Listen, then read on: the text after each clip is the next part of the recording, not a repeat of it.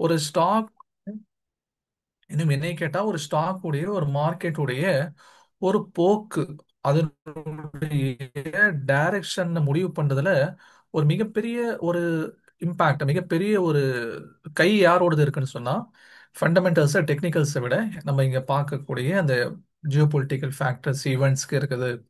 Okay, இதை தாண்டி வந்து இன்டர்நேஷனல் லெவல்ல, அதே மாதிரி நேஷனல் லெவல்ல நடக்கக்கூடிய மத்த மத்த விஷயங்கள் என்ன அப்படிங்கிறது ஒரு ட்ரேடரா நமக்கு தெரிஞ்சிருக்கும். ஓகே, ஒரு பேசிக்கா நான் முன்னாடி நேத்தே சொன்னேன், ஒவ்வொரு கம்பெனியெல்லாம் என்ன நடக்குதுங்கிறது நம்மளால போய் வாட்ச் பண்ண முடியாது. ஆனா இண்டிவிஜுவலா நம்ம ஒரு கம்பெனியை வாட்ச் பண்றது நமக்கு முடிஞ்சா நல்ல விஷயம் அது. ஓகே, அவங்கலாம் வந்து ரொம்ப ப்ரோ ட்ரேடர்ஸ், ஃபுல் டைம்ல இருக்கிறவங்க அதெல்லாம் பார்ப்பாங்க. ஒரு ஜென்ரலா குறைஞ்சபட்சம் ஓவரால் மார்க்கெட்டை பாதிக்கக்கூடிய எந்தெந்த விஷயங்கள் இருக்கு அப்படிங்கிற நாலேஜ் நமக்கு இருக்கணும். நம்மளுடைய கிளாஸ் உடைய எக்ஸ்க்ளூசிவ் கண்டென்ட் அப்படிங்கறத நான் உங்களுக்கு நேற்று அதை சொல்லியிருந்தேன். ஏன்னா ஜென்ரலி இது ஸ்டாக் மார்க்கெட்ல இந்த விஷயங்கள் சொல்லி தர மாட்டாங்க. யூபிஎஸ்சி உடைய எக்கனாமிக்ஸ் உடைய டாபிக்ஸ் சொல்லி கொடுத்த விஷயங்கள் அதை நம்ம என்ன என்ன பண்ணிட்டு இருக்கோம்னா உங்களுக்கு நடத்திட்டு இருக்கோம். சரி, அதுக்கு முன்னாடி வந்து இப்ப நேத்து அட்டன் பண்ணவங்க தான் இன்னைக்கும் அட்டன் பண்றீங்கன்னா ஒன் பிரஸ் பண்ணுங்க. இல்ல இன்னைக்கு தான் வந்து புதுசா நான் அட்டன் பண்ணேன்னா ஜீரோ பிரஸ் பண்ணுங்க.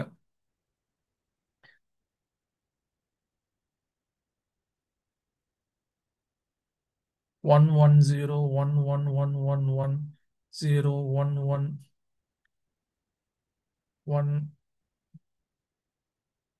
ஓகே, மோர் தென் 20 இருக்கீங்க. நீங்க என்ன ரிப்ளை பண்ணாதான் எனக்கு தெரியும் யார் வந்திருக்கா அப்படிங்கிறது. ஓகே, மெஜாரிட்டியா வந்து நேத்து வந்தவங்க தான் இன்னைக்கு வந்திருக்கீங்க. சரி, ஓகே, அல்ஹம்துலில்லாஹ். நேத்து வராதவங்க இன்னைக்கு வந்திருக்கீங்கன்னா நேத்துடைய கிளாஸ் உடைய ரெக்கார்டிங்ஸ் வந்து அட்மின் கிட்ட இருக்கும். நீங்க அதை கேட்டு வாங்கி என்ன பண்ணுங்க, அதை பாருங்க. ஏன்னா அதோடைய கண்டினியூட்டி தான் இன்னைக்கு நம்ம பார்க்க போறோம்.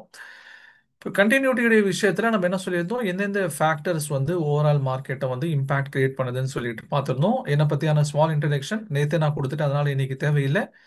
இப்போ how much reliable trader you are, இப்போ உங்களுக்கு வரக்கூடிய முதல் கேள்வி என்ன, நீங்க உங்களை நம்புறதா, நீங்க சம்பாதிக்கிறீங்களாங்கிறத எங்களுக்கு காமிங்க அப்படிங்கிற கேள்வி உங்களுக்கு சில பேருக்கு உள்ளத்துல வரலாம். சில பேர் அதை கேட்க தயங்குறீங்க, பெரும்பாலானவங்க அது கேட்கறது இல்ல. ஒரு சில பேர் அது ஓப்பனா கேட்டுறாங்க. இப்போ அவங்களுக்காக தான் நான் என்ன பண்ணியிருந்தேன் நேத்து, அதாவது ஒரு லாஸ்ட் ஃபினான்ஷியல் இயர் 2023-24 ஃபினான்ஷியல் இயரை நான் நேத்து காமிச்சிருந்தேன். 24-25 அந்த ஃபினான்ஷியல் இயரை வந்து நேத்து என்னால காமிக்க முடியல, கொஞ்சம் எரர்னால. இப்போ 2024-25, 2024 ஏப்ரல் 1ல இருந்து 2025 மார்ச் 31 வரைக்கும் ஒரு ஃபினான்ஷியல் இயர். இப்போ அந்த ஃபினான்ஷியல் இயர்ல பார்த்தீங்க சொன்னா என்னுடைய ப்ராஃபிட் வந்து 1.06 லேக்ஸ்.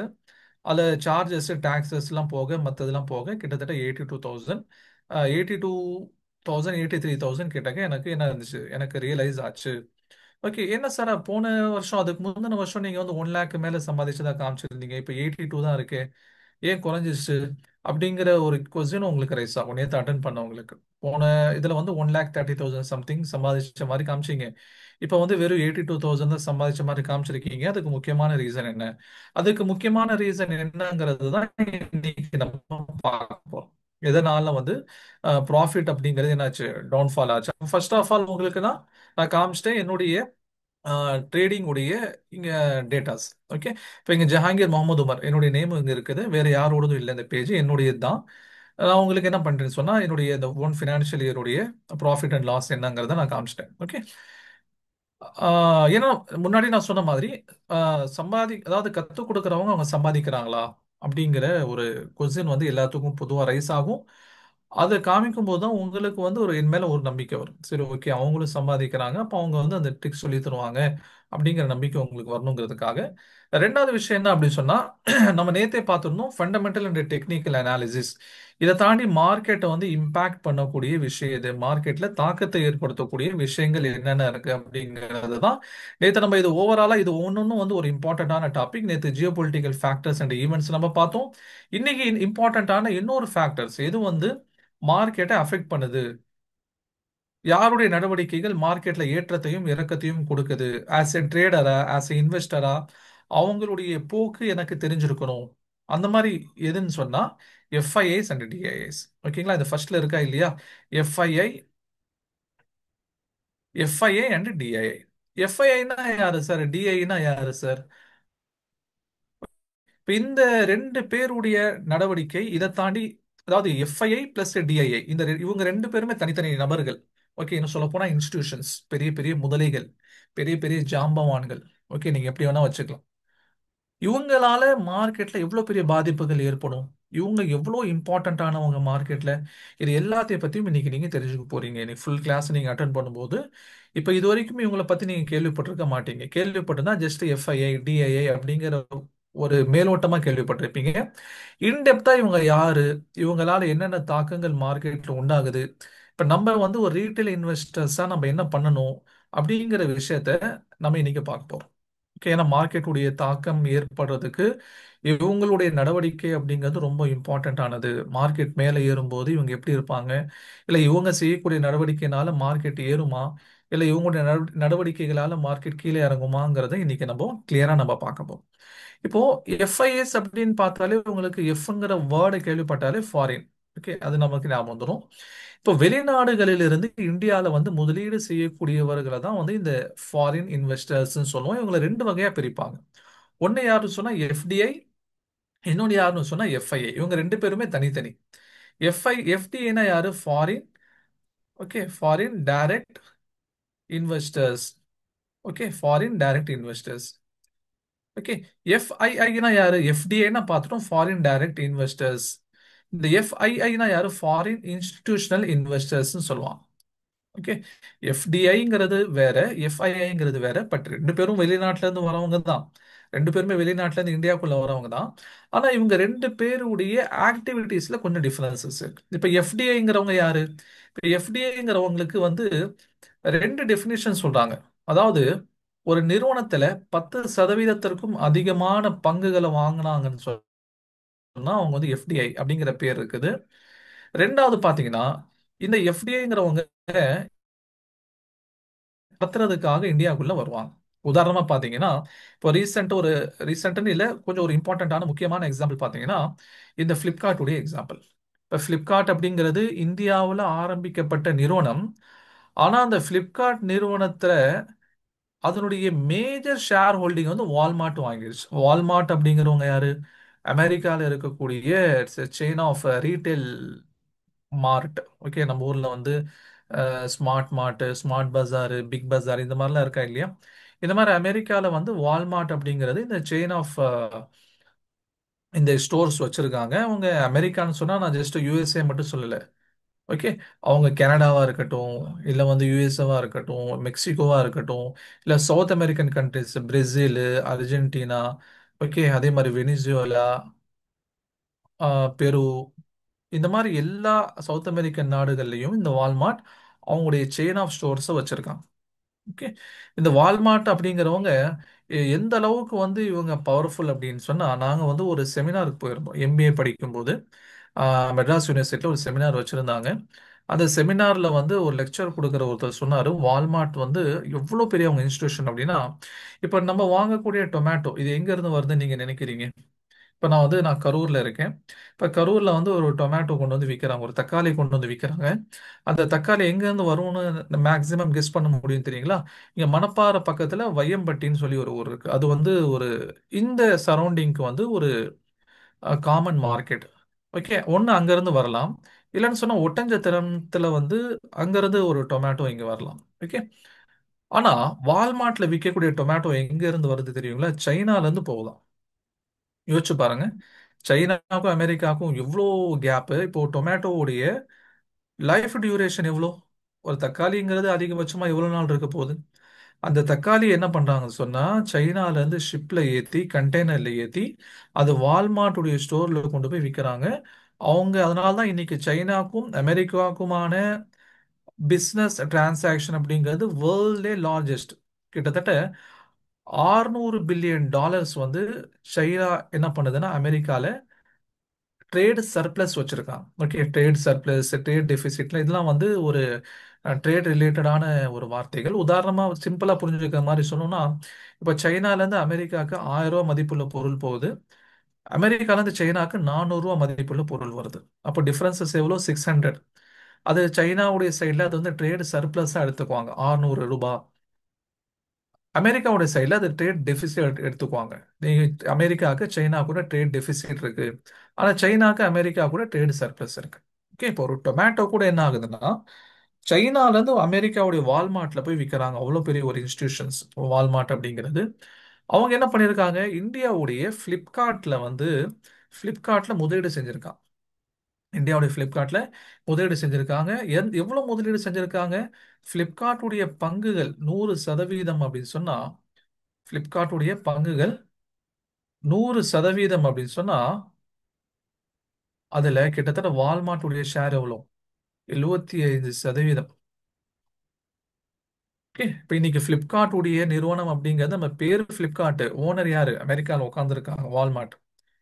இப்போ வால்மார்ட் 75% ஆஃப் ஷேர்ல வாங்கிட்டு இவங்க எனக்கு என்னன்னு இருக்க மாட்டாங்க. இவங்க வந்து டைரக்டா பிசினஸ்ல இன்வால்வ் ஆவாங்க.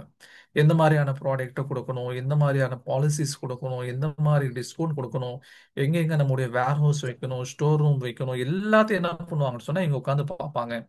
இப்போ இதை தான் நம்ம என்ன சொல்றோம்னா எஃப்டிஐன்னு சொல்றோம். இப்போ எஃப்டிஐ அப்படிங்கிறது டைரக்டா ஒரு பிசினஸ்ல இன்வால்வ் ஆவாங்க. உள்ள இறங்கி மேனேஜ்மெண்ட்ல உட்காந்து அந்த பிசினஸ்ல இருக்கக்கூடிய வரவு செலவுகள், வேர் ஹவுஸ்ல அந்த சின்னதா நடக்கக்கூடிய எல்லாத்தையும் அவங்க மானிட்டர் பண்ணுவாங்க. அவங்க தான் வந்து எஃப்டிஐன்னு சொல்லுவோம். இவங்களை தான் நம்ம என்ன சொல்லுவோம், எஃப்டிஐன்னு சொல்லுவோம். எஃப்டிஐனா யாரு? வெளிநாடுகள்ல இருந்து இந்தியாவில் இருக்கக்கூடிய நிறுவனத்துல முதலீடு செஞ்சு அதனுடைய டே டு டே ஆக்டிவிட்டிஸ் வரைக்கும் மானிட்டர் பண்ணக்கூடியவங்க எஃப்டிஐ. சரி, அப்போ எஃபிஐ ஏதாவது எஃப்ஐன்னா யாரு சார்? அப்போ எஃப்டிஏ சொல்லிட்டீங்க, அவங்க வந்து இந்தியாவில் உட்காந்து என்ன பண்ணுவாங்கன்னா பிசினஸ் பண்ணுவாங்க. அப்போ எஃப்ஐனா யாரு? எஃப்ஐனா ஃபாரின் இன்ஸ்டிடியூஷனல் இன்வெஸ்டர்ஸ். இவங்க வந்து எஃப்டிஐ மாதிரி முழு நேரத்துக்கு வந்து அந்த பிசினஸ் உட்காந்துட்டு இருக்க மாட்டாங்க. எப்படி வந்து வால்மார்ட் வந்து ஃப்ளிப்கார்ட் வாங்கி அவங்களுடைய டே டு டே ஆக்டிவிட்டீஸை வந்து பிளான் பண்ணி, அவங்களுடைய வேர் ஹவுஸை பிளான் பண்ணி, அவங்களுடைய எம்ப்ளாயிஸ் ரெக்ரூட்மெண்ட் இந்த மாதிரி A to Z ஒர்க் பண்றாங்களோ, அந்த மாதிரி எஃப்ஐஐஸ் வந்து இந்தியாவில் முழுவதுமாக ஒரு பிசினஸ்க்குள்ள இறங்கி அவங்க வந்து டீல் பண்ண மாட்டாங்க. அப்ப இவங்களுடைய வேலை என்ன சார் அப்படின்னு உங்களுக்கு தோணலாம். இவங்களுடைய வேலை இந்தியாவுக்குள்ள வருவாங்க, நல்ல பிசினஸ் பண்ணக்கூடிய நிறுவனங்கள்ல முதலீடு செய்வாங்க. அந்த ஷேருடைய பங்கு மதிப்புகள் உதாரணமா 100ல இருந்து 1000 ரூபாய்க்கு போகும். 900 ப்ராஃபிட் சம்பாதிப்பாங்க. அந்த ஷேரை வித்துட்டு வேற கம்பெனிக்கு போயிடுவாங்க. அந்த கம்பெனில இன்வெஸ்ட் பண்ணுவாங்க. ஒரு வருஷம், 2 வருஷம், 6 மாசம் இருப்பாங்க. அதுல 500 ரூபா ஒரு ஷேருக்கு சம்பாதிப்பாங்க, அடுத்துட்டு போயிடுவாங்க. இப்ப இந்தியாலே உங்களுக்கு எந்த விதமான ஒரு நல்ல ஒரு ஆப்பர்ச்சுனிட்டி கிடைக்கலன்னு வைங்களேன், அடுத்து உடனே இந்தியால இருந்து அதனுடைய பணத்தை எடுத்துக்கிட்டு நேரா சைனாக்கு போயிடுவாங்க. சைனால வந்து அவங்களுக்கு மார்க்கெட் அட்ராக்டிவா தெரியலன்னு சொன்னா அவங்க வந்து வியட்நாமுக்கு போயிடுவாங்க. வியட்நாம்ல அவங்களுக்கு மார்க்கெட் அவங்களுக்கு அட்ராக்டிவா தெரியலன்னு சொன்னா அவங்க தாய்லாந்து போயிடுவாங்க. இந்த மாதிரி அவங்க வருவாங்க, இங்க வந்து நல்லா நடக்கக்கூடிய நிறுவனத்துல முதலீடு செய்வாங்க, லாபத்தை பார்ப்பாங்க, பணத்தை எடுத்துட்டு வெளியே போயிடுவாங்க. அவ்வளவுதான், சிம்பிள். இவங்க தான் எஃப்ஐஐஸ் சொல்லுவோம். இவங்க டைரக்டா டே டு டே ஆக்டிவிட்டிஸ்லாம் இவங்க இன்வால்வ் ஆக மாட்டாங்க. எப்படி வந்து வேர் ஹவுஸ் வைக்கிறதோ, இல்ல வந்து டே டு டே உட்காந்து மீட்டிங் கண்டக்ட் பண்றதோ, பிசினஸை டெவலப் பண்றதோ, அந்த மாதிரி எந்த இதுவுமே இருக்காது. இவங்க வருவாங்க, எந்த பிசினஸ்ல ஆப்பர்ச்சுனிட்டி இருக்குன்னு சொல்லி பார்த்து அதுல இன்வெஸ்ட் பண்ணி லாபத்தை சம்பாதிச்சுட்டு ஒண்ணு தன்னுடைய சொந்த நாட்டுக்கே போயிடுவாங்க. இல்லைன்னு சொன்னா வேற நாடுகளுக்கு, இந்தியாவோட வேற எந்த இடத்துல நல்ல ஆப்பர்ச்சுனிட்டி அவங்களுக்கு கிடைக்குதோ அந்த நாடுகளுக்கு அவங்க போயிடுவாங்க. ஓகேங்களா? அந்த நாடுகளுக்கு அவங்க போயிடும். இவங்க தான் எஃப்ஐஎஸ். சரி சார், இவங்களுடைய தாக்கம் வந்து நமக்கு ரொம்ப முக்கியமானதான்னு கேட்டா கண்டிப்பா. எந்த அளவுக்கு முக்கியமானது? அடுத்தடுத்து வரக்கூடிய ஸ்லைட்ஸை நான் காமிக்கிறேன். அப்போ எஃப்ஐஐஸ் அப்படிங்கிறவங்க வெளிநாடுகள்ல இருந்து இந்தியாவில் வந்து கோடிக்கணக்கில், நம்ம இமேஜின் பண்ண முடியாத அளவுக்கு, ஓகே, நம்முடைய கெப்பாசிட்டியை தாண்டி குரோர்ஸ் அண்ட் குரோர்ஸ் என்ன பண்ணாங்கன்னா கொண்டு வந்து 10,000 கோடி, 20,000 கோடி, 50,000 கோடின்னு சொல்லி கொண்டு வந்து கொட்டுவான். அவங்க தான் எஃப்ஐஐஸ். ஓகே, இப்போ எஃப்ஐஎஸ் உடைய ஆக்டிவிட்டி அப்படிங்கிறது நம்ம ரெகுலரா வாட்ச் பண்ணணும். இவங்க வந்து இந்தியாவுக்குள்ள வராங்களா, இந்தியா விட்டு வெளியே போறாங்களா? இப்போ இங்க பாருங்க. இப்போ ஆகஸ்ட் 28, இன்னைக்கு ஆகஸ்ட் 29. நேத்து பொறுத்த வரைக்கும் இவங்க என்ன பண்ணிருக்காங்கன்னா 3856.51 கோடி பணத்தை வெளியே எடுத்துட்டு போயிருக்காங்க. ஓகே, இந்தியாவுடைய மார்க்கெட் வந்து கொஞ்சம் ஸ்லோ டவுன்ல இருக்கிறதுக்கு காரணம் இவங்க மட்டும்தான் இல்லை, இவங்களும் ஒரு காரணம். அமெரிக்காவுடைய பாலிசிஸ் ஒரு காரணம். அந்த பாலிசிஸ் அடிப்படையா வச்சு இவங்க பணத்தை வெளியே எடுத்துட்டு போறதும் ஒரு காரணம். ஓகே, இப்ப நேத்து மட்டும் கிட்டத்தட்ட 3856 கோடி அவங்க வெளியே எடுத்துட்டு போயிருக்காங்க 28ஆம் தேதி. சரி, 27ஆம் தேதி மார்க்கெட் லீவு, விநாயகர் சதுர்த்தினால. 26ஆம் தேதி எவ்வளோ? 6500 கோடி வெளியே எடுத்துட்டு போயிருக்காங்க. ஓகே, இப்ப 25ஆம் தேதி எவ்வளோ? 2400 கோடி அவங்க வெளியே எடுத்துட்டு போயிருக்காங்க. 22ஆம் தேதி 1622 கோடி வெளியே. 21ஆம் தேதி 1246 கோடியை வந்து உள்ள கொண்டு வந்திருக்காங்க. ஓகே, ஒரே ஒரு நாள் மட்டும் உள்ள கிரீன் கலர்ல இருக்கு. அப்ப 20ஆம் தேதி எவ்வளோ? ஓகே, அதே மாதிரி 19ஆம் தேதி எவ்வளோ? இந்த மாதிரி என்னன்னு சொன்னா நம்ம ஒவ்வொரு நாளும் இவங்க எப்படி என்ன இவங்களுடைய ஆக்டிவிட்டி என்னங்கிறத நம்ம மானிட்டர் பண்ணணும். இப்ப இந்த மாசம் மட்டுமே கிட்டத்தட்ட இந்த மாசங்கிறது முடிஞ்சிருச்சு, கரெக்ட்டுங்களா? இன்னையோட இந்த மாசம் முடிஞ்சுச்சு, ஆகஸ்ட் 29. நாளைக்கு 30, 31 மார்க்கெட் லீவு. இந்த மாசத்துல மட்டும் கிட்டத்தட்ட 38,590 கோடி ரூபாய் பணத்தை அவங்க வெளியே எடுத்துட்டு போயிட்டாங்க. யாரு? எஃப்ஐஐஸ். இப்ப யோசிச்சு பாருங்க, இவ்வளவு பணம் வெளியே போச்சுன்னு சொன்னா அப்போ மார்க்கெட்ல ஷேருடைய மதிப்புகள் ஏறுமா இறங்குமா? ஓகே, ஒரு பொருளை வாங்குறதுக்கு அதிகமான பேர் இருந்தா அதோடைய விலை ஏறும். வாங்கக்கூடியவங்க குறைஞ்சிட்டாங்கன்னா விலை இறங்கும். புரியுதுங்களா? இப்போ உதாரணத்துக்கு நம்ம வந்து ஒரு மல்லிப்பூ எடுத்துக்கலாமே. இப்போ மல்லிகைப்பூ பார்த்தீங்கன்னா நார்மலா வந்து ஒரு 100 கிராம் 40 ரூபா அப்படின்னு சொல்லி வைங்க. ஓகே, இப்போ வீட்டில் வந்து சில நீங்க மேரிடா இருக்கலாம். ஓகே, சில பேர் வந்து அம்மா கேட்குறாங்கன்னு வாங்கிட்டு வரலாம், அக்கா கேட்குறாங்கன்னு வாங்கிட்டு வரலாம். அப்போ 100 கிராம் வந்து 40 ரூபா நார்மலா வந்து ஒரு மல்லிப்பூ விற்கிது. ஆனா முகூர்த்த நாள்ல பார்த்தீங்கன்னா அதே 100 கிராம் வந்து 120 ரூபா ஆயிரும். ஓகேங்களா? அதே 100 கிராம் எவ்வளோ ஆயிரும்? 120 ரூபாய்க்கு போயிடும். ஏன் இப்படி போகுது? ஏன்னா முகூர்த்த நாள்ல வாங்கக்கூடியவங்க அதிகமாயிடுறாங்க. அப்போ அதே பொருளுக்கான டிமாண்ட் அதிகமாகிறது, ரேட்டை கொண்டு போய் ஹையர் லெவல்ல விட்டுறது. அதே லாஜிக் தான் இங்கேயும். நம்முடைய இந்தியால வந்து ஷேர்ஸ்ல முதலீடு பண்ணக்கூடியவங்க அதிகமான பேர் இருந்தாங்கன்னா அப்போ ஷேருடைய வேல்யூ ஏறிக்கிட்டே இருக்கும். இவங்க முக்கியமான ஆட்கள் வெளியே போக ஆரம்பிச்சிட்டாங்க அப்படின்னு சொன்னா இப்போ வாங்குறதுக்கு ஆள் இல்லாம ஸ்டாக்குடைய வேல்யூ கீழே இறங்கும், இல்ல சைட்ல போகும். ஓகே, அப்போ ஆஸ் எ இன்வெஸ்டரா, ஆஸ் எ ட்ரேடரா இந்த எஃப்ஐஏஸ் வந்து என்னென்ன பண்றாங்க, அவங்க உள்ள வராங்களா இல்ல வெளியே போறாங்களா அப்படிங்கிறத ரெகுலரா மானிட்டர் பண்ண வேண்டிய ஒரு டிமாண்ட் நமக்கு இருக்கு. ஒரு நல்ல ஒரு இன்வெஸ்டரா, நல்ல ஒரு ட்ரேடரா ஒரு ப்ராஃபிட் நான் பண்ணணும்னு சொன்னா இவங்க என்ன பண்றாங்க அப்படிங்கிறதையும் நம்ம பார்க்கணும்.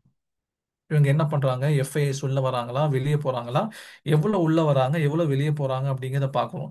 ஏன் சொல்றேன்னா இப்ப லாஸ்ட் 6 மந்த்ஸா என்ன ஆச்சு, போன வருஷம் 2024 அக்டோபர்ல இருந்து இந்த வருஷம் மார்ச் வரைக்கும் ஒரு 6 மாசமா கண்டினியூஸா என்னன்னு சொன்னா மார்க்கெட் கீழே விழுந்துட்டே இருந்துச்சு. இப்ப நான் ஆரம்பத்துல சொன்னேனே இல்லையா, ஒரு 6 மாசம் என்னால வந்து ப்ராஃபிட் ஜென்ரேட் பண்ண முடியல போன வருஷம் அக்டோபர்ல இருந்து மார்ச் வரைக்கும். அதனாலதான் வந்து என்னுடைய நெட் ப்ராஃபிட் வந்து இந்த கடைசி ஃபினான்ஷியல் இயர்ல கம்மியா காமிக்குதுன்னு உங்ககிட்ட சொன்னேன்னா இல்லையா.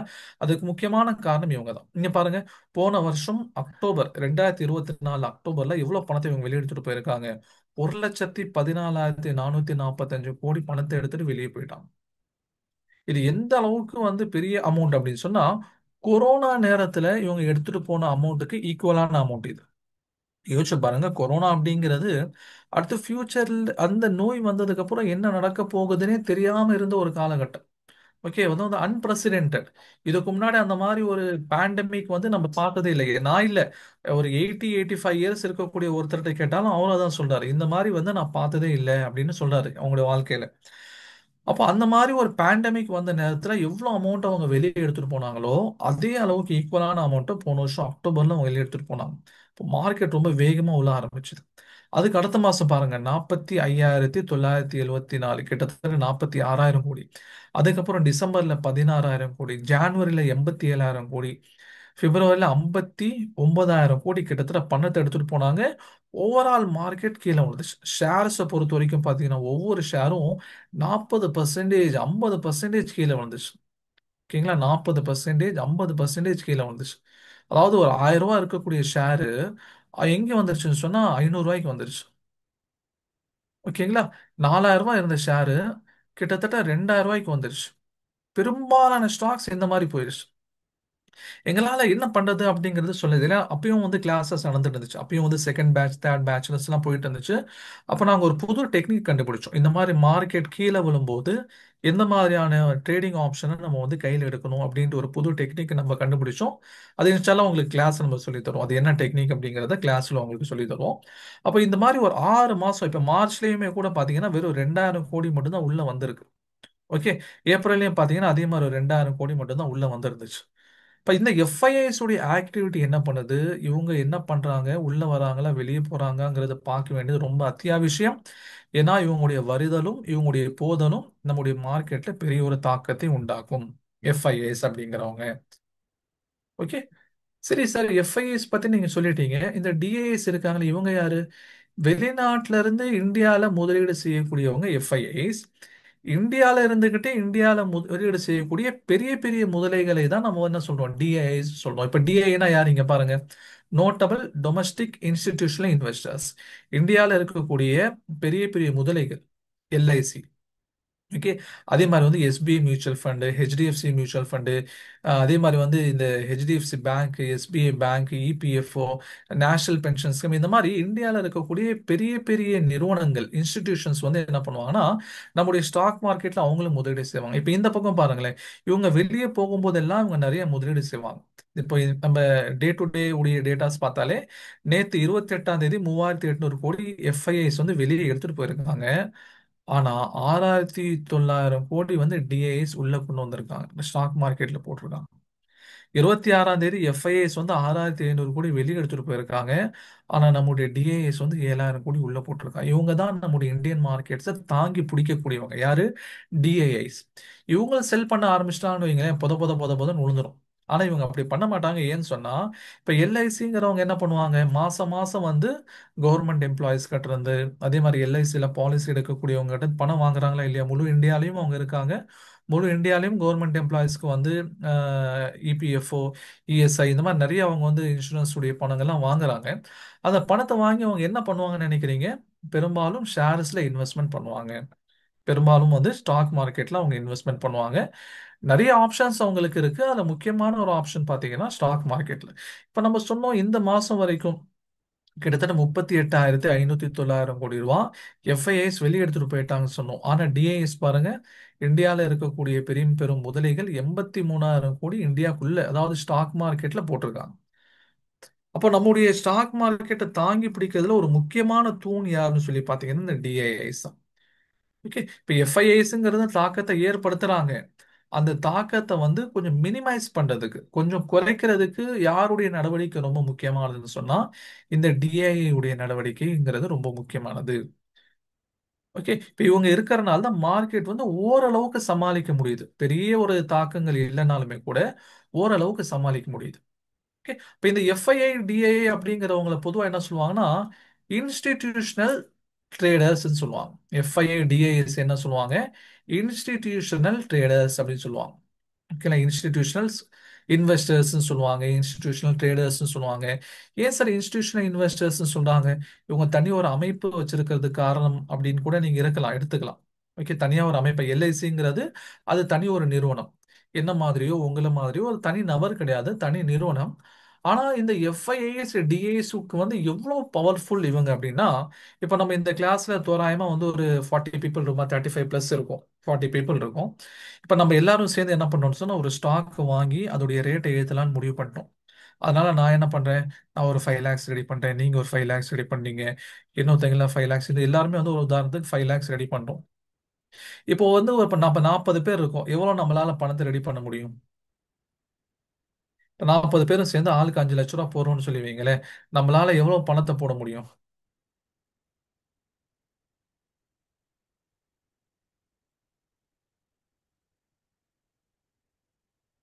சாட்ல அப்படியே நீங்க டைப் பண்ணுங்க.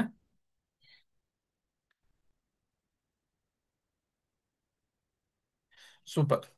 ஒரு 2 crore நம்ம என்ன பண்றோம், நீங்க நானு இங்க கிளாஸ்ல இருக்கிற ஒரு 40 பேர் எல்லாம் சேர்ந்து ஒரு 2 கோடி ரூபா, ஓகே, நம்ம பணத்தை ரெடி பண்ணி ஒரு ஸ்டாக்கை வாங்கலாம்னு முடிவு பண்ணிட்டோம். அப்ப நம்ம போடக்கூடிய 2 கோடி ரூபா அந்த ஸ்டாக் உடைய மதிப்பை ஏத்துமா அப்படின்னு சொல்லி பார்த்தீங்கன்னா கிடையாது. ஓகே. ஒரு ஒரு நல்ல பிக் கேண்டில் இன்னைக்கு பாருங்க, எஸ்ஹெச் கேல்கர் அண்ட் கம்பெனி இன்னைக்கு மார்க்கெட் டவுன்ஃபால் தான். இன்னைக்கு என்ன ஒரு வாரமாவே மார்க்கெட் டவுன்ஃபால் தான். ஆனா இந்த ஒரு வாரமா இந்த ஸ்டாக் உடைய மூவ்மெண்ட் பாருங்க எப்படி இருக்கு. ஓகே. கிரீன் கலர் கேண்டில், இங்க ஒரு கிரீன் கலர் கேண்டில், சின்னதா ரெட் கலர், திரும்ப கிரீன் கலர், திரும்ப பெரிய கிரீன் கலர், திரும்ப சின்னதா ரெட் கலர், திரும்ப ஒரு கிரீன் கலர் கேண்டில் வந்திருக்கு.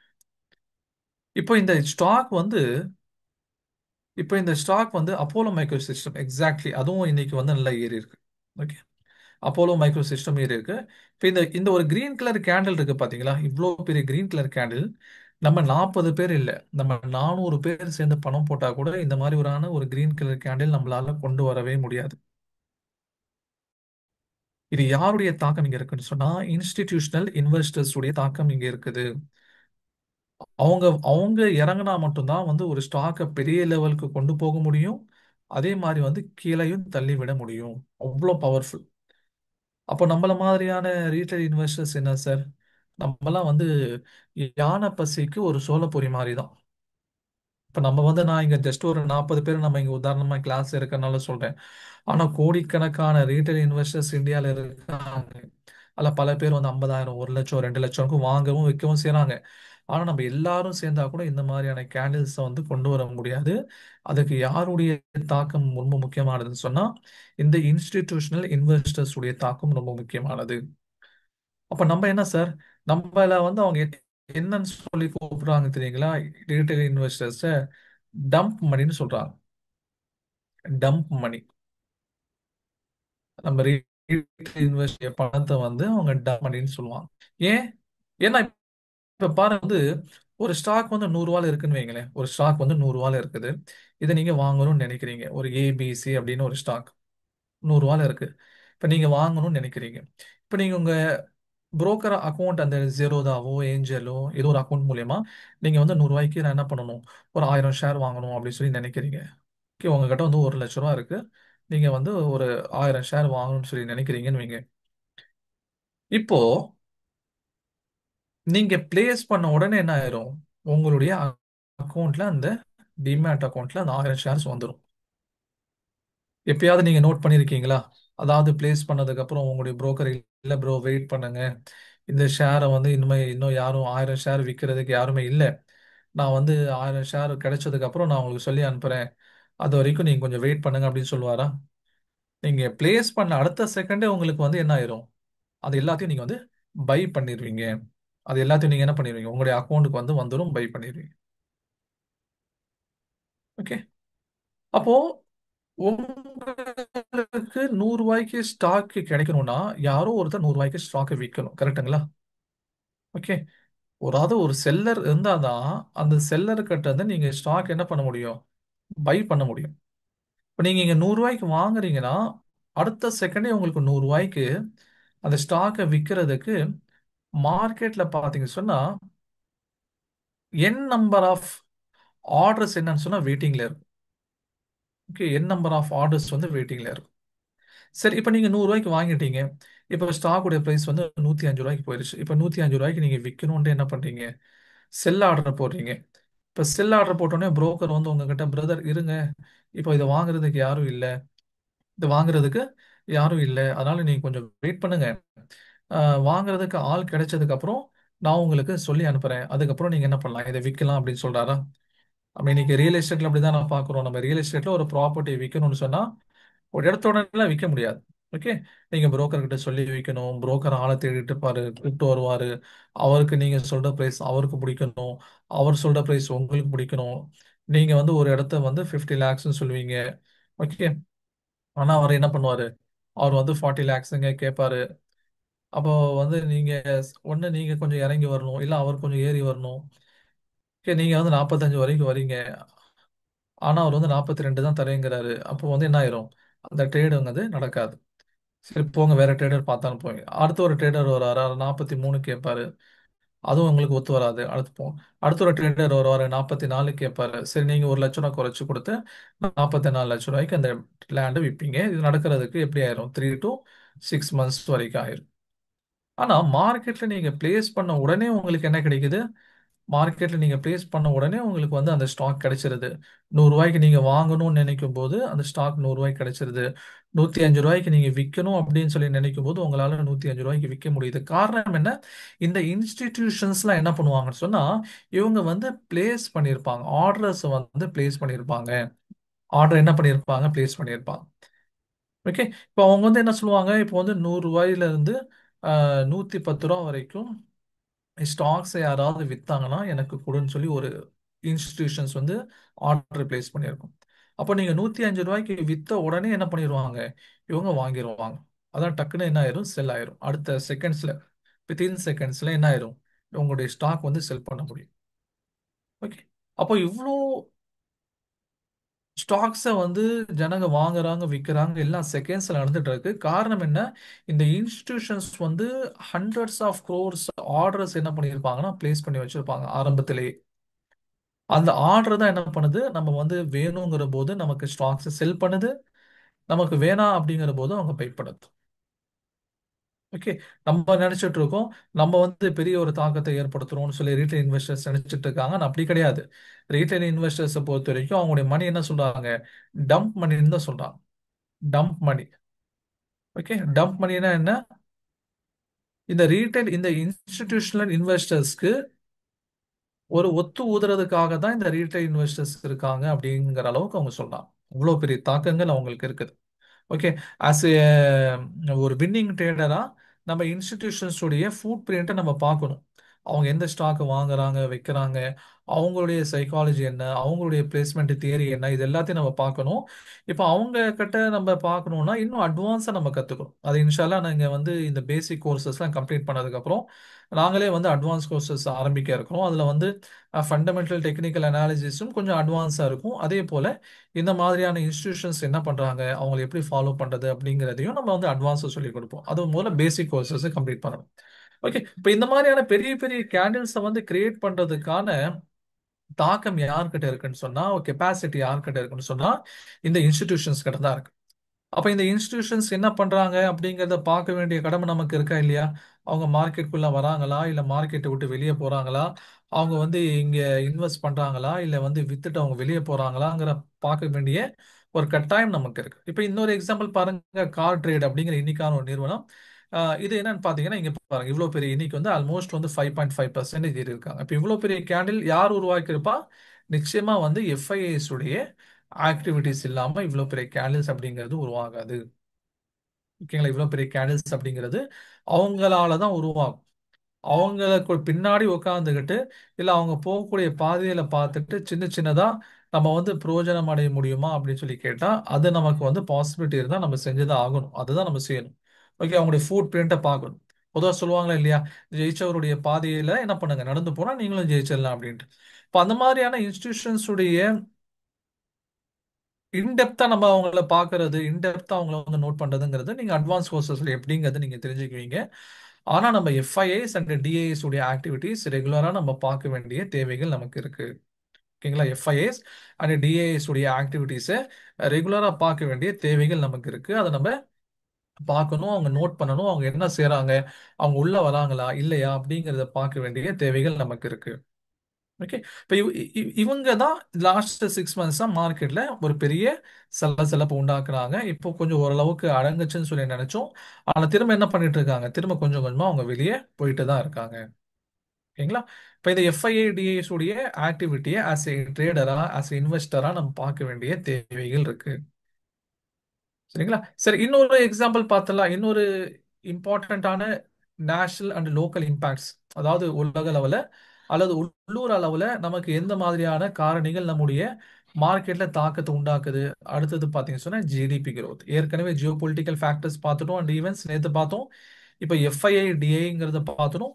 மூணாவது ஒன்று பார்த்துட்டோம், ஜிடிபி growth. இப்போ ஜிடிபிங்கிறது என்ன? ஓகே. இப்போ ஜிடிபி அப்படிங்கிறது கிராஸ் டொமஸ்டிக் ப்ராடக்ட். அதாவது ஒரு நாடு அவங்க எவ்வளோ வளர்றாங்க அப்படிங்கிறத தெரிஞ்சுக்கிறதுக்கான ஒரு ஃபேக்டர் தான் இந்த ஜிடிபி. ஓகே.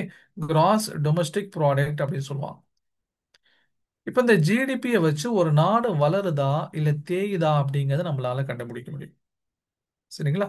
இப்போ இந்தியா பார்த்தீங்க சொன்னா உலகத்துல வந்து வேகமா வளரக்கூடிய நாடுகள்ல இந்தியாவும் இருக்கு. இன்னும் சொல்ல போனா நம்ம அந்த ரேஸ்ல டாப்ல இருக்கும். இன்னைக்கு அமெரிக்காங்கிறது ஒரு வளர்ந்த நாடு. ஓகேங்களா? இன்னைக்கு வந்து சைனா அப்படிங்கிறது ஒரு வளர்ந்த நாடு ஆயிருச்சு கிட்டத்தட்ட. அதே மாதிரி யூரோப்பியன் யூனியனும் வந்து வளர்ந்துருச்சு ஆல்ரெடி. இப்போ இவங்களுடைய வருடாந்திர growth பார்த்தீங்க சொன்னா 2.5%. ஓகே. 2%. ஓகே. அதே மாதிரி வந்து 2.6% இந்த மாதிரி தான் இருக்கும். அதாவது 2ல இருந்து 3%க்கு நடுவில் தான் அவங்களுடைய வருடாந்திர வளர்ச்சிங்கிறது இருக்கும். ஆனா இந்தியாவுடைய வருடாந்திர வளர்ச்சி பார்த்தீங்கன்னா 6-7% வரைக்கும் இருக்கும். நம்முடைய வளர்ச்சிங்கிறது 6-7%. டாக்டர் மன்மோகன் சிங் இருக்கும்போது நம்முடைய இந்தியாவுடைய ஜிடிபி கிட்டத்தட்ட 10-11% ரேட்ல வளர்ந்துட்டு போச்சு. ஓகேங்களா? 10-11% அப்படிங்கிறது இது ரெக்கார்டு, உலகம் முழுவதும் திரும்பி பார்க்க வச்ச தருணம் அது. ஓகே. அப்போ அந்த 2010 உடைய நேரங்கள்ல, இத்தனைக்கும் வந்து 2008ல அமெரிக்கால வந்து ஒரு பெரிய பொருளாதார மந்த நிலை வந்துச்சு. அந்த நேரத்திலும் இந்தியாவால தாக்கு பிடிக்க முடிஞ்சுச்சு. காரணம் டாக்டர் மன்மோகன் சிங். அவர் வந்து ஒரு எக்கனாமிஸ்ட், ஒரு ப்ரொஃபஸர், அந்த எக்கனாமிக் ப்ரொஃபஸரா இருந்தாரு. அவருடைய பாலிசிஸ், ஃபினான்ஸ் மினிஸ்டராகவும் இந்தியாவில் ஆரம்பத்தில் இருந்திருக்காரு. அவர் என்ன பண்ணாரு சொன்னா, அவருடைய பாலிசிஸ்னால இந்தியாவை வந்து அடுத்தடுத்து வேகமா வளரக்கூடிய ஒரு நாடாக அவர் மாத்தினார். ஆனா இன்னைக்கும் ஒரு 6-7% வளர்றோம். இது வந்து it's not too bad, it's not too good. Okay, ஆவரேஜா நம்ம வந்து ஒரு வளர்ச்சியை நம்ம காமிச்சிட்டு தான் இருக்கோம். இப்ப ஜிடிபிங்கிறது ஒரு நாடு எவ்வளவு வளருது அப்படிங்கிறத வந்து காமிக்கிறதுக்கான ஒரு அளவுகோல். உலக நாடுகள் பார்ப்பாங்க இந்தியாங்கிறது எவ்வளவு வளர்ந்துட்டு இருக்கு, நம்ம எவ்வளவு வளர்றோம் அப்படிங்கறது நம்ம சொல்லக்கூடாது. இன்னொன்று இருக்கு, அதாவது இந்தியாவுடைய ஜிடிபி எவ்வளவு இருக்கும் இந்த 2024, இந்த 2025ல நம்முடைய ஜிடிபி growth எவ்வளவு இருக்கும் அப்படிங்கறது யார் யார் இந்த ரிப்போர்ட் கொடுப்பான்? ரிசர்வ் பேங்க் ஆஃப் இந்தியா ஒரு ரிப்போர்ட் கொடுக்கும். ஓகே, இந்தியாவுடைய மத்திய வங்கி. அதே மாதிரி நித்தி ஆயோக். நித்தி ஆயோக் அப்படிங்கிறது இந்தியாவுடைய திங்க் டேங்க் அப்படின்னு சொல்லுவாங்க. அதாவது ஹையர் லெவல்ல பிரைம் மினிஸ்டருக்கு அட்வைஸ் பண்ணக்கூடிய ஒரு இன்ஸ்டிடியூஷன்ஸ். ஆரம்பத்தில் பார்த்தீங்கன்னா இது வந்து பிளானிங் கமிஷன் சொல்லி ஒன்று இருந்துச்சு. பிளானிங் கமிஷன் சொல்லி வந்து ஒன்று இருந்துச்சு. இப்போ என்டிஏ கவர்மெண்ட் வந்ததுக்கு அப்புறம் இந்த பிளானிங் கமிஷனை தூக்கிட்டு நித்தி ஆயோக கொண்டு வந்துட்டாங்க. ஓகே, இப்போ நித்தி ஆயோக் ஒரு ரிப்போர்ட் கொடுப்பாங்க, இந்தியாவுடைய வளர்ச்சி இவ்வளவு இருக்கும். ஆனால் இதெல்லாம் வந்து வேர்ல்டு வைடா இருக்கக்கூடிய இன்வெஸ்டர்ஸ் இதெல்லாம் நம்ப மாட்டாங்க. அவங்க யாரை நம்புவாங்கன்னு சொன்னா world bank and IMF. Okay, உலக வங்கி. ஓகே, அதே மாதிரி ஐஎம்எஃப், இன்டர்நேஷனல் மானிட்டரி ஃபண்ட். இவங்க ரெண்டு பேர் என்ன ரிப்போர்ட் கொடுக்குறாங்க அப்படிங்கிறத அவங்க நோட் பண்ணுவாங்க. அப்போ இவங்க இந்தியாவை பத்தி பேசும்போது நம்ம கூர்ந்து கவனிக்கணும். இவங்க ரிப்போர்ட் வரும்போது அன்னைக்கு மார்க்கெட்ல பெரிய ஒரு தாக்கம் ஏற்படும். ஓகே, இப்போ வேர்ல்ட் பேங்க் சொன்னது இந்தியாவுடைய வளர்ச்சி இந்த தடவை வந்து 7.5% இருக்கும் அப்படின்னு ஒரு பாசிட்டிவான ரிப்போர்ட் கொடுக்குறாங்கன்னு வைங்களேன், அன்னைக்கு மார்க்கெட் வந்து மேலே ஏறும் சல்லன். ஐஎம்எஃப் ஒரு ரிப்போர்ட் கொடுக்குறாங்க, அன்னைக்கு மார்க்கெட் வந்து சல்லன் ஏறும். ஓகே, இப்போ இவங்க கொடுக்கக்கூடிய ரிப்போர்ட்ஸ் எல்லாத்தையும் வந்து ஆஸ் எ ட்ரேடரா, ஆஸ் எ இன்வெஸ்டரா நம்ம வந்து மானிட்டர் பண்ணணும். ஓகேங்களா? சார் இவ்வளோ விஷயங்களை பார்க்கணுமா அப்படின்னா நீங்க வந்து ரொம்ப மெனக்கெடுக்கலாம் தேவையில்லை.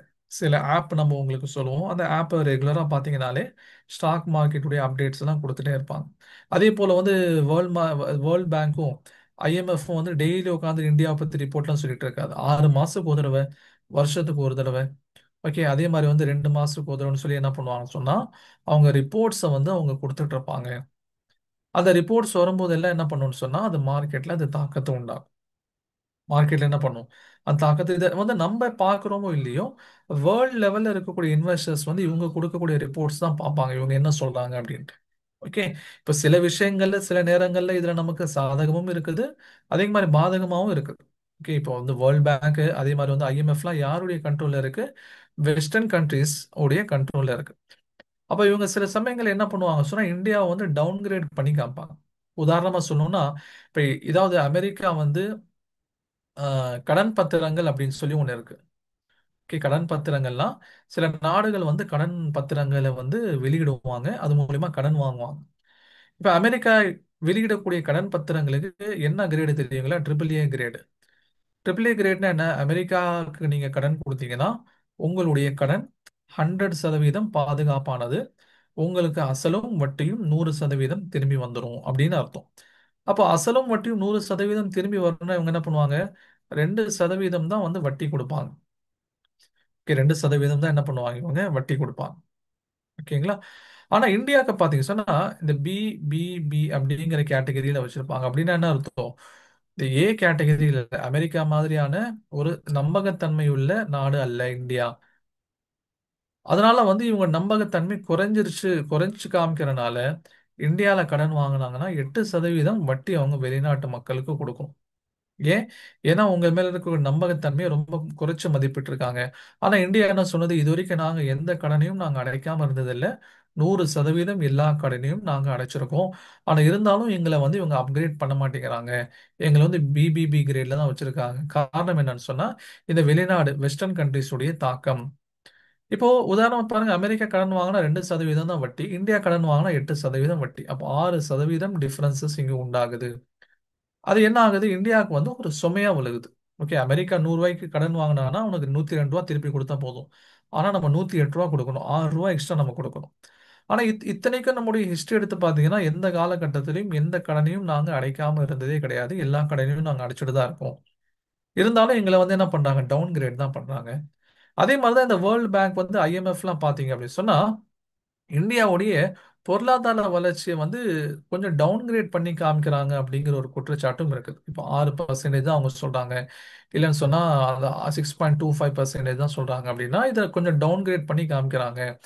இவங்க வெளிநாட்டு இன்வெஸ்டர்ஸ் நம்ம கிட்ட வந்துடக்கூடாது அப்படிங்கிற ஒரு குற்றச்சாட்டு இருக்குது. இப்போ அமெரிக்காவுடைய இப்போ நேத்து நம்ம சொன்னோமா இல்லையா, ட்ரம்ப் எடுத்திருக்கக்கூடிய டாரிஃப் வார். இந்த ட்ரம்ப்புடைய டாரிஃப் வார்னால இவங்க திரும்ப வந்து டேட்டாவை சேஞ்ச் பண்ணியிருக்காங்க. என்னது, இவங்க 6ல இருந்து 7% வரைக்கும் இந்தியாவுடைய பொருளாதார வளர்ச்சி இந்த வருஷம் இருக்குன்னு சொல்லியிருந்தாங்களே. இது இது இந்த ட்ரம்ப்புடைய இந்த 50% டாரிஃப்னால இதுல என்ன ஏற்படும், 0.5% அளவுக்கு இந்தியாவுடைய ஜிடிபியில தாக்கம் உண்டாகும். ஓகே, அதாவது 5.5ல இருந்து இவங்களுடைய பொருளாதார வளர்ச்சி 6.5 வரைக்கும் தான் இருக்குன்னு சொல்லிட்டு ரீசெண்டா இவங்க ரிப்போர்ட் கொடுத்திருந்தாங்க. உங்களே ஓகே, இது இவங்களுடைய ரிப்போர்ட்டும் மார்க்கெட்ல வந்து கொஞ்சம் வாலட்டிலிட்டி ஏற்படுறதுக்கு, ஒரு ஸ்திரத்தன்மை இல்லாம போறதுக்கு ஒரு காரணம். இப்ப நான் சொல்ல வரக்கூடிய விஷயம் என்ன, இந்த மாதிரி இந்த வேர்ல்ட் பேங்க், ஐஎம்எஃப் இவங்க இந்த இந்தியாவை பத்தி கொடுக்கக்கூடிய நற்சான்றிதழ்கள் அது எப்போ வருது அப்படிங்கிறத நம்ம ரெகுலரா வாட்ச் பண்ணணும். 2 மாசத்துக்கு ஒரு தடவை அவங்க இஷ்யூ பண்றாங்களா, அவங்க வந்து பாசிட்டிவா கொடுக்கும்போது அது பாசிட்டிவான தாக்கத்தை மார்க்கெட்ல உண்டாக்கும். நெகட்டிவா கொடுக்கும்போது நெகட்டிவான தாக்கத்தை உண்டாக்கும். அப்ப ஆஸ் எ இன்வெஸ்டரா, ஆஸ் எ ட்ரேடரா நான் என்ன பண்ணுவேன்னு சொன்னா இது எல்லாத்தையும் வந்து நான் மானிட்டர் பண்ணுவேன். ஆஸ் எ ட்ரேடர், ஆஸ் இன்வெஸ்டரா இது எல்லாத்தையும் நான் மானிட்டர் பண்ணுவேன். ஓகே, இப்போ இதே மாதிரி வந்து வேற என்னென்ன காரணிகள் இருக்கு, நிறைய காரணிகள் இருக்கு. நான் முன்னாடியே அடுக்கின மாதிரி அது 3 மட்டும் நான் உங்களுக்கு இம்பார்ட்டண்டா நடந்திருக்கேன். நேற்றும் இந்த Jio political factors and events என்ன, எஃப்ஐ உடைய டேட்டா, டிஐ உடைய அவங்கள பத்தியான அவங்க என்ன பண்றாங்க அப்படிங்கறத பார்க்க வேண்டிய ஒரு கட்டாயம். அதே மாதிரி ஜிடிபி growthனா என்ன, இதெல்லாம் வந்து இந்த 3 உங்களுக்கு நடத்திட்டேன் டீட்டெயிலா. அதே மாதிரி இன்ஃப்ளேஷன் ரேட் அது என்ன தாக்கத்தை உண்டாக்குது, மானிட்டரி பாலிசி என்ன தாக்கத்தை உண்டாக்குது, ஃபிஸ்கல் பாலிசி என்ன தாக்கத்தை உண்டாக்குது, கார்ப்பரேட் பெர்ஃபார்மன்ஸ், பொலிட்டிக்கல் ஸ்டெபிலிட்டி, இது எல்லாமே வந்து மார்க்கெட்ல பொதுவா தாக்கத்தை உண்டாக்கக்கூடிய காரணிகள். அஸ் எ ட்ரேடரா, அஸ் எ இன்வெஸ்டரா அதை தெரிஞ்சு வச்சுக்கிட்டாதான் உங்களுக்கு என்ன பண்ண முடியும், நீங்க வந்து ஒரு சக்சஸ்ஃபுல் ட்ரேடரா உங்களால உருவாக முடியும். ஓகே, இப்போ நம்ம வரக்கூடிய கிளாஸஸ்ல அது இன்ஷால்லா நம்ம நடத்துவோம். ரியாஸா சொன்ன மாதிரி நம்முடைய ரெகுலர் கிளாஸஸ் இன்ஷால்லா வரக்கூடிய மண்டேல இருந்து ஆரம்பிக்குது. நேத்து நான் உங்களுக்கு எக்ஸ்பிளைன் பண்ணிட்டேன் இதை. இன்னைக்கு வந்திருக்கக்கூடிய ஒரு சிலருக்கு மட்டும் நம்ம இந்த விஷயத்த சொல்லிடுவோம்.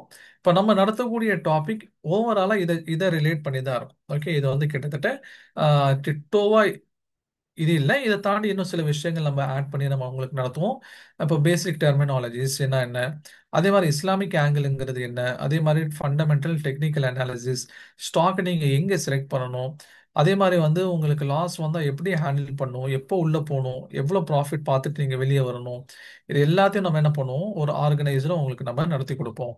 இப்போ இந்த நம்முடைய கோர்ஸுடைய டியூரேஷன் வந்து பார்த்தீங்கன்னா கிட்டத்தட்ட தியரி கிளாஸஸ் வந்து ஒரு 18ல இருந்து 20 கிளாஸஸ் இருக்கும். ப்ராக்டிக்கல் கிளாஸஸ் நீங்கள் தியரி மட்டும் இல்லை, அந்த ப்ராக்டிக்கலாக அப்ளை பண்ணுறது எப்படிங்கிறத அவங்க செஞ்சு காமிப்போம்.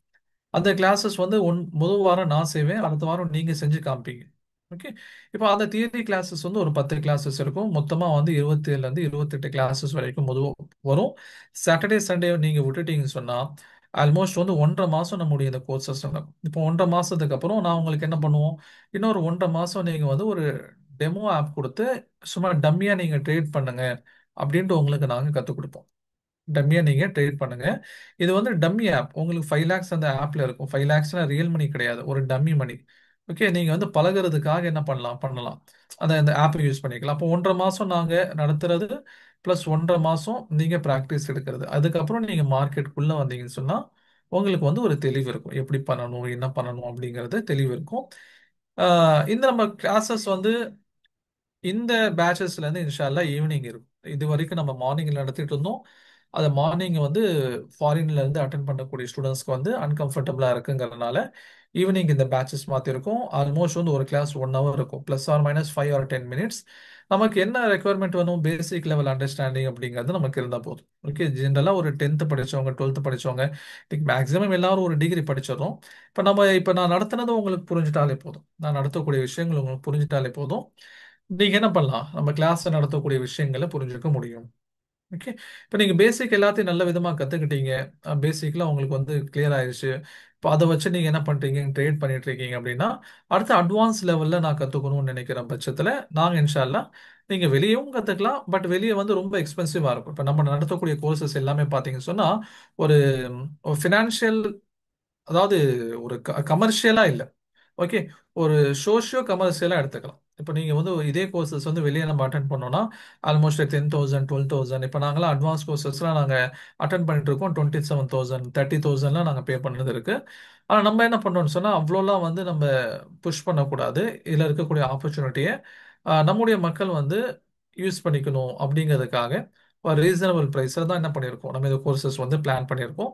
இன்ஷால்லா மண்டேலேருந்து நீங்கள் இந்த கிளாஸஸ் அட்டன் பண்ணும்போது இது ஒர்த் அப்படிங்கிறது உங்களுக்கு தாராளமாக என்ன பண்ணும், உங்களுக்கு புரிய வரும். ஓகே, இப்போ இது சம்மந்தமான வேற ஏதாவது டீட்டெயில்ஸ் இருந்துச்சுன்னா இன்ஷால்லா உங்க ரியாஸ் சார் உங்களுக்கு எக்ஸ்பிளைன் பண்ணுவாங்க.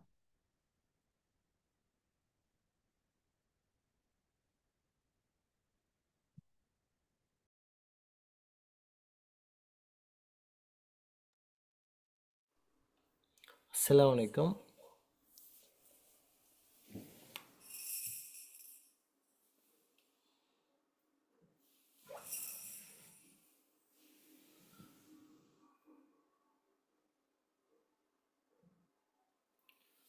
சார் உங்க வாய்ஸ் கேட்கல. அஸ்ஸலாமு அலைக்கும். இப்போ கேட்குதுங்களா? ஓகே, அல்ஹம்துலில்லாஹ். ஸோ இன்னைக்கு வந்து நம்ம 2 days ஃப்ரீ ட்ரைனிங் வந்து கம்ப்ளீட் ஆயிடுச்சு. இன்ஷால்லா இனி வந்து கிளாஸ் 1 வந்து நெக்ஸ்ட் மந்த் ஃபஸ்ட்டு ஸ்டார்ட் ஆக இருக்கு. ஸோ அதனால் யாரெல்லாம் ஜாயின் பண்ணணுமோ அவங்க வந்து நான் சேட்பாட்டில் என்னுடைய காண்டாக்ட் நம்பர் எல்லாமே நான் கொடுத்துருக்கேன். நீங்கள் அதை கிளிக் பண்ணி நீங்கள் அதை ஜாயின் பண்ணிக்கலாம். ஸோ வாட்ஸ்அப் குரூப் லிங்க்கும் கொடுத்துருக்கேன். ஸோ இன்றைக்கி நடந்த கிளாஸ், இதுக்கு பிஃபோர் நடந்த கிளாஸ் எல்லா ரெக்கார்டிங்ஸும் உங்களுக்கு அதில் வந்து அந்த குரூப்பில் இருந்தீங்க அப்படின்னா இன்றைக்கி நைட்டு இல்லைன்னா நாளைக்கு மார்னிங்குள்ளே உங்களுக்கு அந்த ரெக்கார்டிங்ஸ் வந்துடும்.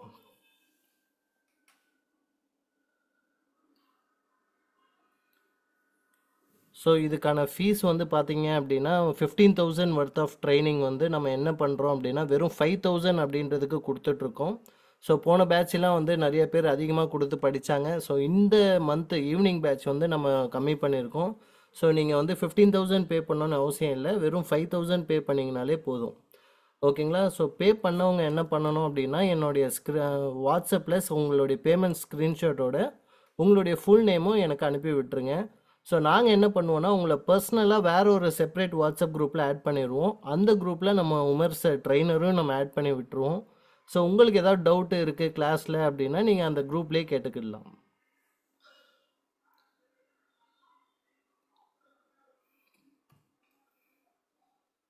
இன்னைக்கான கிளாஸ் ஏதாவது டவுட் இருக்கா, நீங்க கேளுங்க. ஸோ இது வரைக்கும் நடந்த கிளாஸில் ஏதாவது டவுட் இருக்குன்னா நீங்கள் சார்கிட்ட இப்போ கேட்டுக்கலாம், கொஸ்டின் ஆன்சர் செஷன் மாதிரி.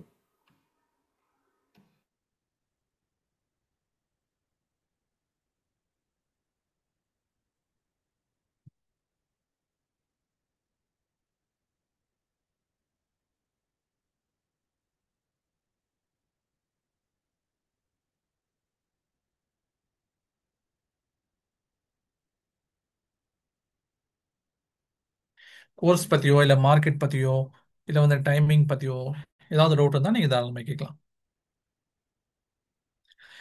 அதை நம்ம சொல்லிக் கொடுப்போம். ஸ்டாக் மார்க்கெட்ல வந்து எந்த கம்பெனி வந்து வாங்குறது ஹலால், எந்த கம்பெனியோட ஸ்டாக்கை வாங்குறது வந்து நாட் பர்மிசிபிள் அப்படிங்கிற எல்லாத்தையும் நம்ம சொல்லிக் கொடுப்போம்.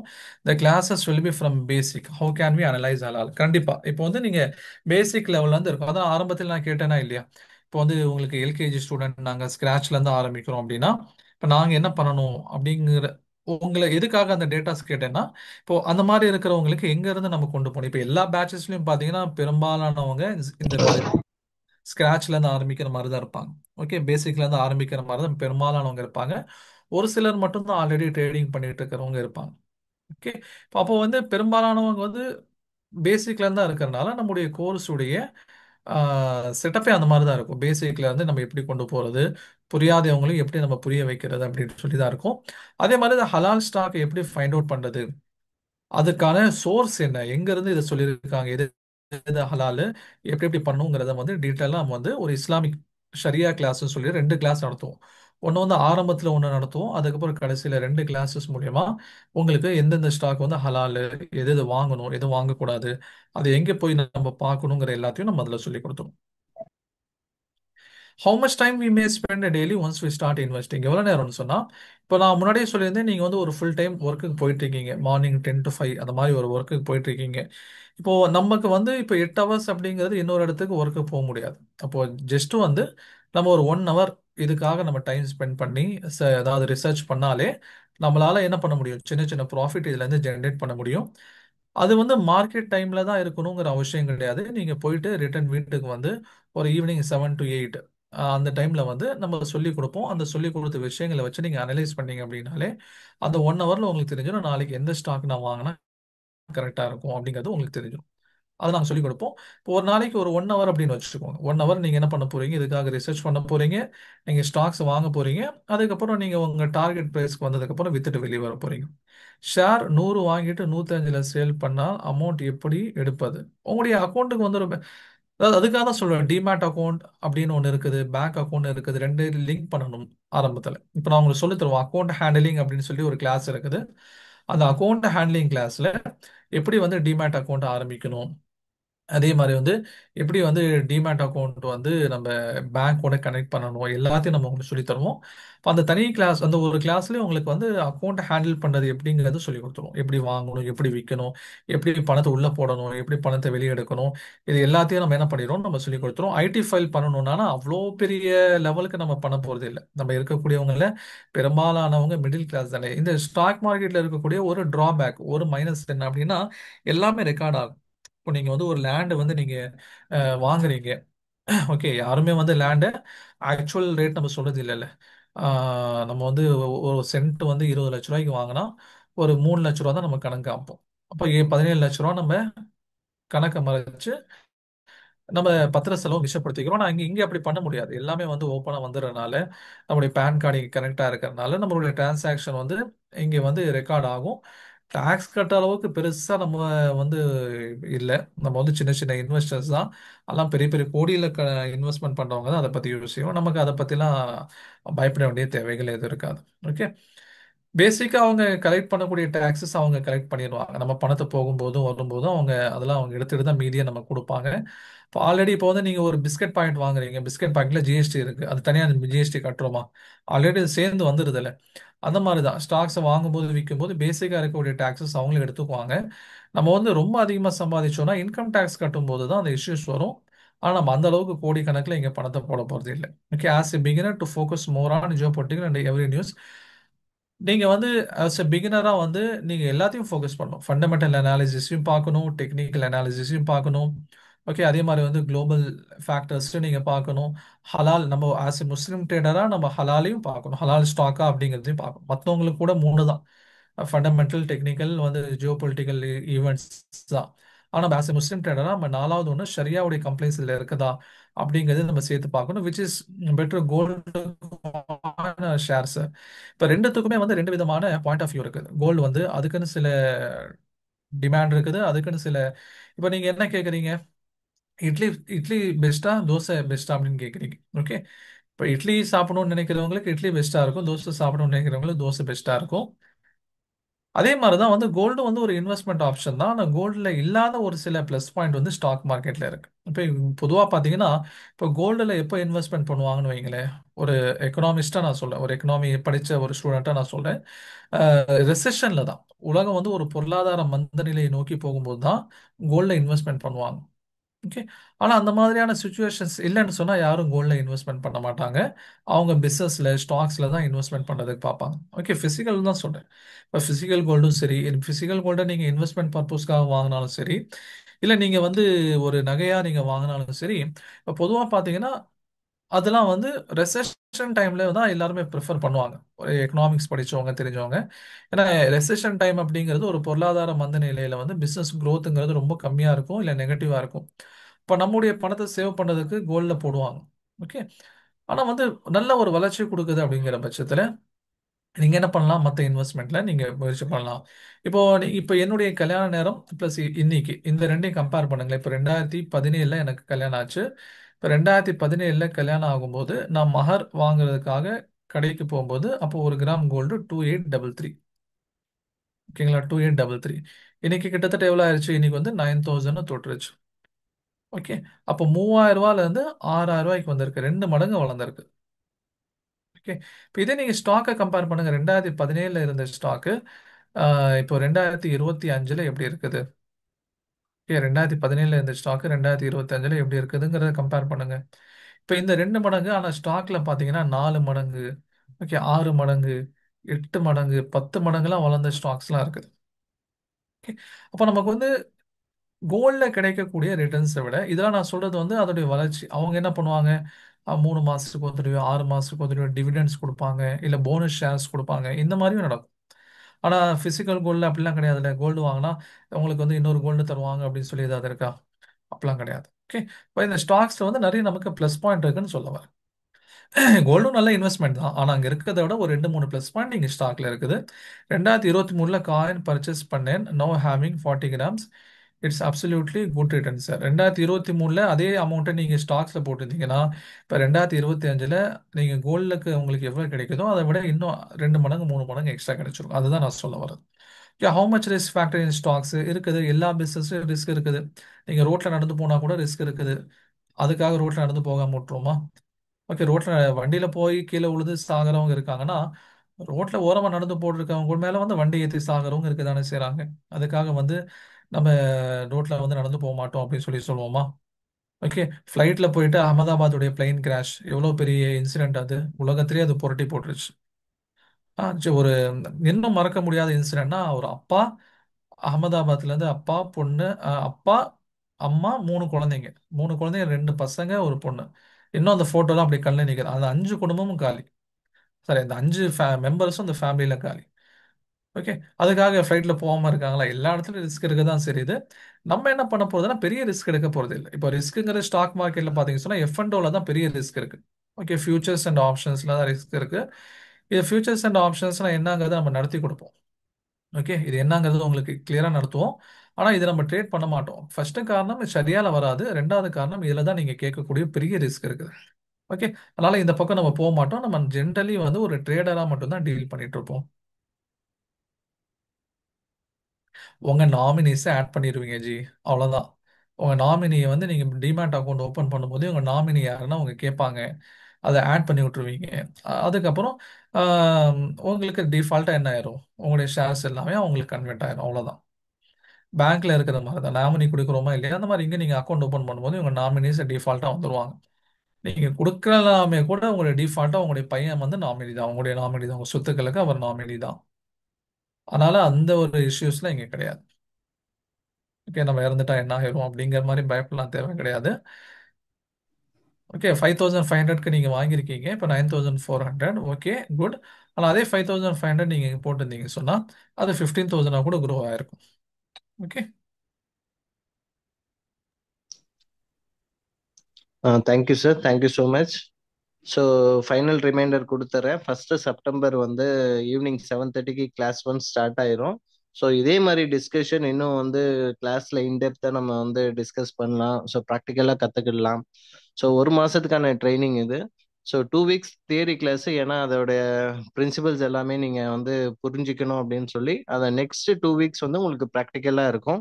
1 வீக் வந்து ப்ராக்டிக்கலில் வந்துட்டு உமர் சார் வந்து உங்களுக்கு கிளியராக எக்ஸ்பிளைன் பண்ணுவாங்க எப்படி பண்ணணும் அப்படின்ட்டு. ஃபைனல் லாஸ்ட் வீக்ல நீங்கள் உங்களையே வந்து ட்ரேடிங் பண்ண வைப்பாங்க. ஸோ இந்த மாதிரி தப்பெல்லாம் பண்ணக்கூடாது அப்படின்ற மாதிரி கைட் பண்ணுவாங்க. ஸோ இந்த மாதிரி 1 மந்த் நீங்கள் படிச்சுக்கிட்டே இருக்கிறப்ப ஏதாவது டவுட் இருக்கு அப்படின்னாலும் உங்களுக்கு குரூப்ல வந்துட்டு நீங்கள் ஏதாவது கொஸ்டின்ஸ் இருக்கு, டவுட் இருக்கு அப்படின்னாலும் நீங்கள் கேட்டுக்கிடலாம். ஸோ சார் வந்து எக்ஸ்பிளைன் பண்ணுவார். ஸோ இப்போ நீங்கள் இருக்கிற குரூப் வந்து பார்த்தீங்கன்னா காமன் வாட்ஸ்அப் குரூப். ஓகேங்களா? ஸோ இதில் வந்துட்டு ஓரியன்டேஷன், ஃப்ரீ ஓரியன்டேஷன் இந்த மாதிரி டீட்டெயில்ஸ் வரும். ஸோ ஃபார் இது வரைக்கும் ஃப்ரீ ஓரியன்டேஷன் எல்லாம் கம்ப்ளீட் பண்ணியாச்சு. இன்ஷால்லா 1 செப்டம்பர் வந்து ஃபர்ஸ்ட் கிளாஸ் ஸ்டார்ட் ஆகுது பிஸ்மில்லான்னு சொல்லி. ஸோ இன்ஷால்லா யாரெல்லாம் ஜாயின் பண்ணமோ அவங்களாம் ஜாயின் பண்ணிக்கலாம். ஸோ ஃபைனலாக வந்துட்டு சேட்பாட்டில் என்னுடைய WhatsApp number and WhatsApp group link நான் போடுறேன். ஸோ எல்லாருமே வந்து ஜாயின் பண்ணிக்கோங்க. ஸோ இந்த குரூப்ல இப்போ ஜாயின் பண்ணிக்கோங்க. நீங்க ஜாயின் பண்ணதுக்கு அப்புறம் ஜாயின் ஆயிட மாட்டீங்க. எங்க அட்மின் சைட்ல இருந்து உங்களை வந்து அப்ரூவ் பண்ணுவாங்க. ஓகேங்களா? ஏன்னா இந்த ஜூம் மூலமா வந்தவங்க மட்டும்தான் இந்த வாட்ஸ்அப் குரூப்ல இருக்கணும் அப்படின்னு சொல்லிட்டு. ஸோ அதனால நீங்க இப்போதைக்கு ஜாயின் பண்ணுங்க. நம்ம டீம் உங்களை அப்ரூவ் பண்ணிடுவாங்க. ஸோ கோர்ஸ்ல ஜாயின் பண்றவங்க இமீடியட்டா வந்து என்கிட்ட இன்ஃபார்ம் பண்ணுங்க இன்ஷால்லா. ஸோ ஒரு பேட்ச்ல 30 சீட்ஸ் தான் இருக்கு. ஸோ ஆல்மோஸ்ட் வந்து நேத்தும் 3 பேர் ஜாயின் பண்ணீங்க.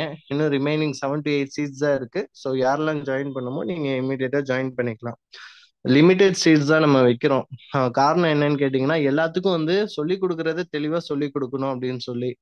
ஓகேங்களா? ஃபர்ஸ்ட் பேட்ச் எல்லாம் வந்து பாத்தீங்கன்னா 70 60 மெம்பர்ஸ்லாம் வந்தாங்க. அது எங்களுக்கு ரொம்ப கஷ்டமா போச்சு எல்லாத்துக்கும் வந்து ப்ராக்டிக்கல்ல கொண்டு வர்றது. ஸோ அதனால தான் லிமிடெட் பண்ணிட்டோம்.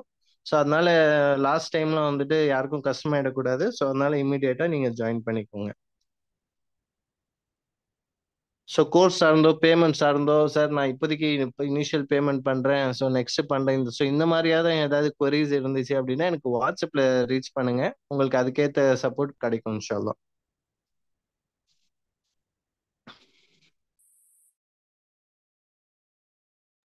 ஸோ அதே மாதிரி ரெக்கார்டிங்ஸ் பத்தி கேட்குறீங்க. ரெக்கார்டிங்ஸ் கண்டிப்பா இருக்கும். நீங்க கிளாஸ் 1ல நீங்க ஸ்டார்ட் பண்றதுல இருந்து இந்த கோர்ஸ் முடியிற வரைக்கும் உங்களுக்கு எல்லா கிளாஸுமே வந்துட்டு நீங்க லைவ்லயே அட்டன் பண்ணணும். ஏன்னா அப்பதான் உங்களுக்கு ஒரு புரிதல் கிடைக்கும். அதை அந்த கிளாஸை அப்படியே நாங்கள் ரெக்கார்டும் பண்ணிடுவோம். ஸோ ரெக்கார்டட் பண்ணி உங்களுக்கு அந்த ஒரு அப்ளிகேஷன் டவுன்லோட் பண்ணி கொடுத்துருவோம் நீங்க பே பண்ணதுக்கு அப்புறம். ஸோ அதுல நீங்க வந்து பார்த்துக்கலாம். ஸோ அது எத்தனை நாள் வேலிடிட்டின்னு கேட்குறீங்க. ஸோ அது வந்து 2 இயர்ஸ் வரைக்கும் நம்ம கொடுக்குறோம் பிரதர்.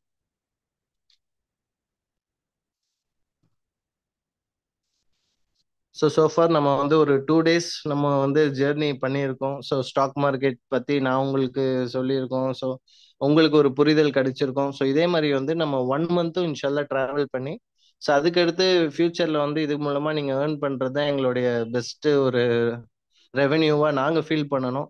ஸோ அதனால கண்டிப்பாக இந்த கோர்ஸ் வந்து வேல்யூவான கோர்ஸ். ஸோ இது வரைக்கும் நம்ம 6 பேட்சஸ் முடிச்சிருக்கோம். ஸோ எல்லாமே பாசிட்டிவ் ரிப்ளைஸ் வந்திருக்கு. ஓகேங்களா? ஸ்டாக் மார்க்கெட்டிங் ஒரு 80% தெரிஞ்சவங்க கூட வந்து ஜாயின் பண்ணாங்க. ஸோ அவங்களுடைய ஃபீட்பேக்கும் வந்து பார்த்தீங்கன்னா இன்னும் கொஞ்சம் நான் அட்வான்ஸாக கற்றுக்கிட்டேன் அப்படின்ற மாதிரி தான் இருக்கு. ஸோ அந்த ரிவ்யூஸை நீங்கள் செக் பண்ணோம் அப்படின்னாலும் நீங்கள் சைபாட்ரி கூகுள் ரிவ்யூஸில் செக் பண்ணிக்கலாம். ஸோ இதுக்கான ஃபீஸ் வந்து 15,000. ஸோ இப்போதைக்கு வந்து நம்ம வெறும் 5,000 தான் ஃபீஸ் வச்சிருக்கோம். ஸோ அதை ஜாயின் பண்ணுறவங்க இமீடியட்டாக ஜாயின் பண்ணிக்கலாம். ஸோ இதே மாதிரி வேற என்ன கோர்சஸ்லாம் இருக்கு சார் அப்படின்னு கேட்டிங்கன்னா எனக்கு வாட்ஸ்அப்ல ரீச் பண்ணுங்க. உங்களுக்கு எல்லாமே வந்து இன்ஃபார்ம் பண்ணிடுவோம். ஸோ கண்டிப்பா கிளாஸ் ஃபர்ஸ்ட் டே கிளாஸ் கேட்டிருக்கீங்க. நீங்க வாட்ஸ்அப் குரூப் லிங்க்ல ஜாயின் பண்ணிக்கோங்க சார். அந்த குரூப்ல இருங்க. உங்களுக்கு வந்து நேத்து நடந்தது இன்னைக்கு நடந்தது வந்துடும். அட் த சேம் டைம் வந்து போன வீக்கும் நாங்க ஓரியன்டேஷன் வச்சோம். ஓகேங்களா? ஸோ அந்த லிங்க்கும் உங்களுக்கு சேர்த்தே நான் அனுப்பிடுவேன் இன்ஷால்லா.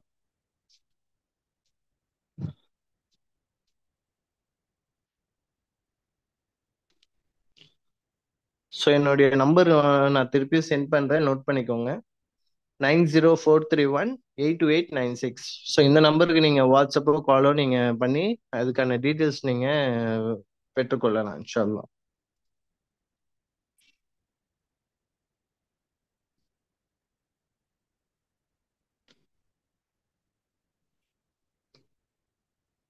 ஸோ ஜஸாக்கல்லா ஹைர். ஸோ அட்டன் பண்ண எல்லாத்துக்கும் என்னுடைய பெஸ்ட் விஷஸ். ஸோ இது வரைக்கும் நீங்க வந்து பிரைமரியா ஏதாவது ஜாப்ல ஒர்க் பண்ணியிருக்கலாம், இல்ல பிஸ்னஸ் பண்ணி இருந்திருக்கலாம். ஸோ இது அது மூலமா ரெவென்யூ வந்து பண்ணிட்டே இருக்கிற அதே சமயத்துல என்னால செகண்டரி சைட்ல இருந்து எனக்கு வந்து ஒரு இன்கம் ஜென்ரேட் பண்ணணும், அது ஸ்டாக் மார்க்கெட்டிங் மூலமா பண்ண முடியுமா அப்படின்னு நீங்க நினைச்சு எதிர்பார்த்து வந்த எல்லாத்துக்கும் பெஸ்ட் விஷஸ். ஸோ நம்ம கோர்ஸ்ல வந்து ஜாயின் பண்ணிட்டு ஸோ நம்ம நினைச்சதை நம்ம அதை ஃபுல்ஃபில் பண்ற மாதிரி பண்ணிடுவோம் இன்ஷா அல்லாஹ். ஜஸாக்கல்லா ஹைர். Thank you sir. Thank you all. Thank you sir. Thank you so much.